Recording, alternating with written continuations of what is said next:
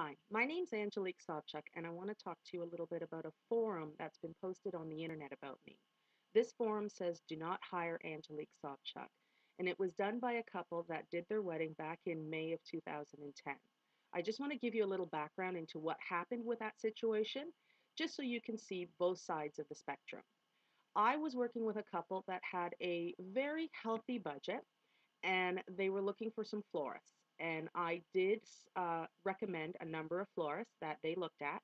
However, the quotes that we did receive were higher than they wanted to pay, which was fine. There is nobody in the industry that was going to quote them under $5,000 for the amount of flowers and amount of work they wanted to have done.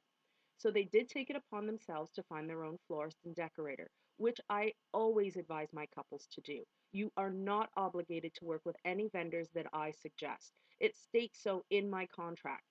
Now, I also wanted to clarify that the couple did book with their own personal florist and decorator, and the quote that they did receive was a few thousand more than what one of my vendors was giving them. Now, I do not get kickbacks. In fact, I state to all my couples that kickbacks are not allowed in our industry. It is against our code of ethics if you are a wedding planner that's been certified.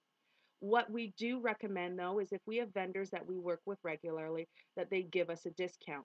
Now, the quote is going to be based first on the overall work, but once you sign a contract, that's once that is actually figured out, the discount is then put onto that after the first initial quote because they have to be fair. We can't always be showcasing what the discounts are if you're going to take that quote to a competing florist. So that was the first situation that Greg and Diana had complained about. The second thing they had said was at the rehearsal, I had locked my purse in the church and then wanted to break into the church. Well, the situation was this. When I run a rehearsal with the minister or the officiant, once it's completed, I go outside with them and I speak to the entire wedding plan party in regards to don't chew gum, things you have to do, what time you need to be there. This is what I was doing when the officiant had to go to do a funeral, which I was not aware of. I had left my purse in the last pew because that's where I usually leave my stuff while I'm running back and forth running the rehearsal. And the officiant did leave.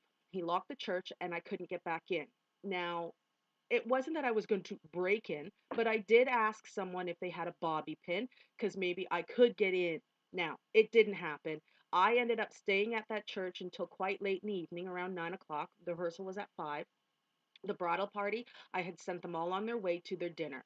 Now, I did sit there, I did wait. The officiant did come back, I did get my purse. It was a harmless misunderstanding about where he was going. The church was locked up, my keys, my cell phone, everything was in my purse. Well, I was a little freaked out. But again, it all came off without a hitch. My bride and groom, though, wanted to complain about this. The other thing was they complained that I was rude to them. I was rude about their culture on the day of their wedding. Again, the situation was this. There were two bands that were hired, one from the bride, one from the groom's father. Both bands felt that they were going to be the lead band. We had arguments, there was things that were said, there was name calling to myself and my family. As we were there, my husband and I were working on this. Now, unfortunately, I got upset. I kept telling the groom he needed to make a formal decision which band was lead. He kept telling me, "You make the decision, you make the decision. This is why I hired you." Fine. After telling one band that they had to go on first, the other band was like, "No, no, no, we're going to sit here and have dinner."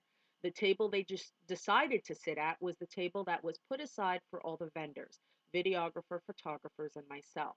We were already in the middle of eating dinner when they came in and decided to sit down and eat. Well, as the wedding planner, I explained to them that we did have a room for them in the back where they could sit, have all their gear, and relax, have a good time. The leader of the band said no, that's not what they wanted. They wanted to be right by the bar beside the stage. Well, of course, I said no. We got into some heated words. They said some things to me in their native language, which I didn't understand. At which point I turned to them and said, "You know what? You're in Canada. You should be speaking English." And this is where we got into this, "Oh, you were putting down my culture." I wasn't. I was just saying I didn't understand what he was saying. I was getting frustrated, and it wasn't fair that if he was cursing me out behind my back or saying something negative about me behind my back, he should have done it in English so I could understand and return a rebuttal. Anyways, the wedding was still beautiful. It was gorgeous. It was a tight hall, so there was some stress with the guests saying, "Oh, we can't move our chairs." Overall, it was a beautiful wedding. One I thought that was still gorgeous. The couple are lovely, but it bothers me that there was something put on the internet stating all from his side and his point of view about how terrible I was. All of these things are unfounded.